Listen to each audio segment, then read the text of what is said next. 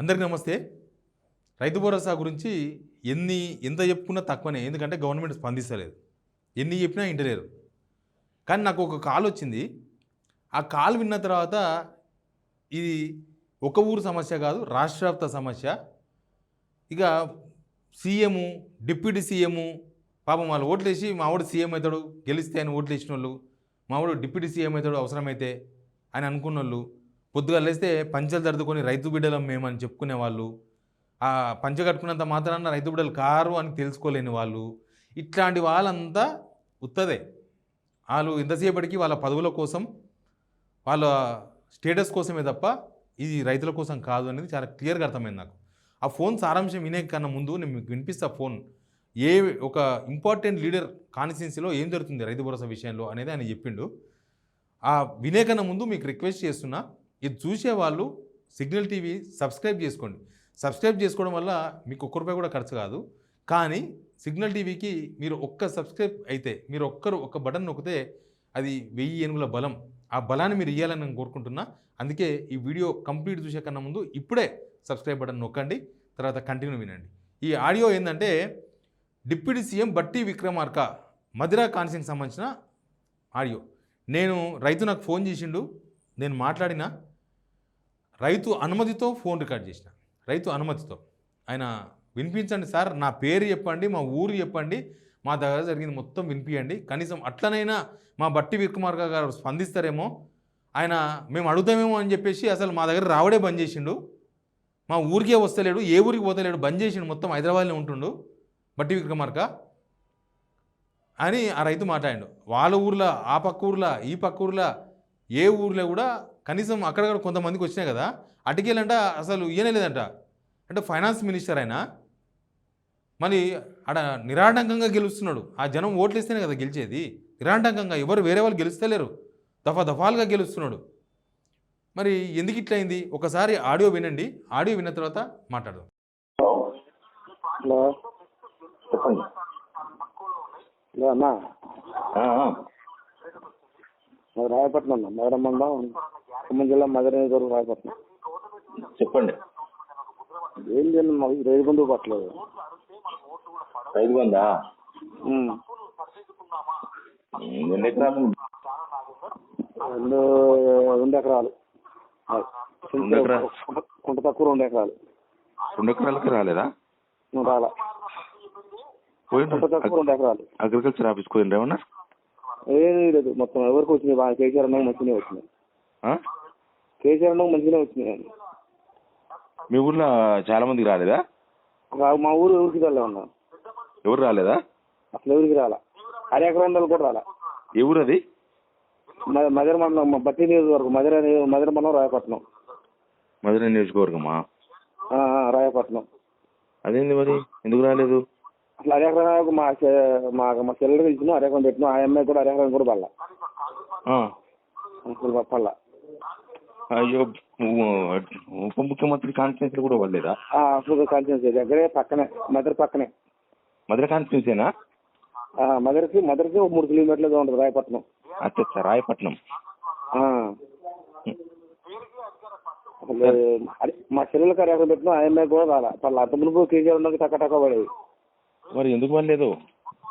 అసలు ఎవరికి మా ఊర్లో రాయపట్నం చాలా మందికి ఏమైందంటే అపరావణ అంతకుముందు కొన్ని ఊర్లో కొంతమంది పడ్డది, కొంతమంది పడలేదు.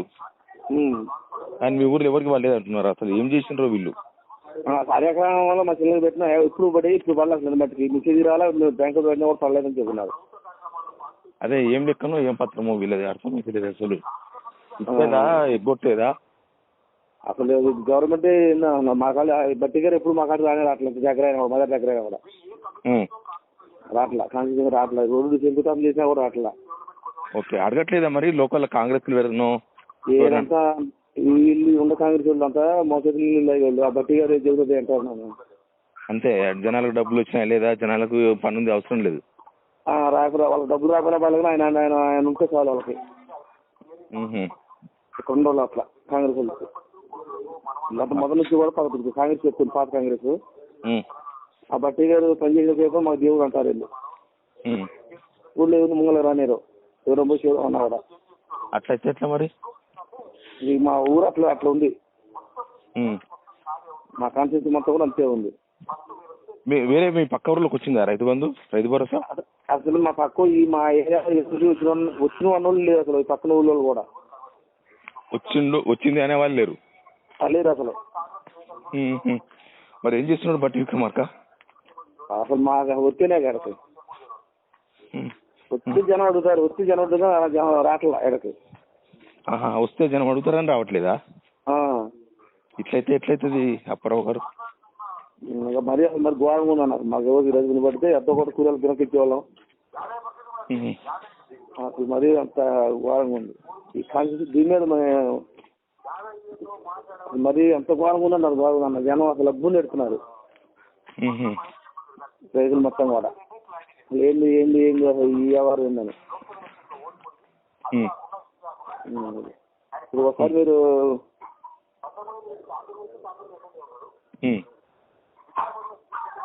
ఇప్పుడు యాక్షన్ తీసుకోండి సార్.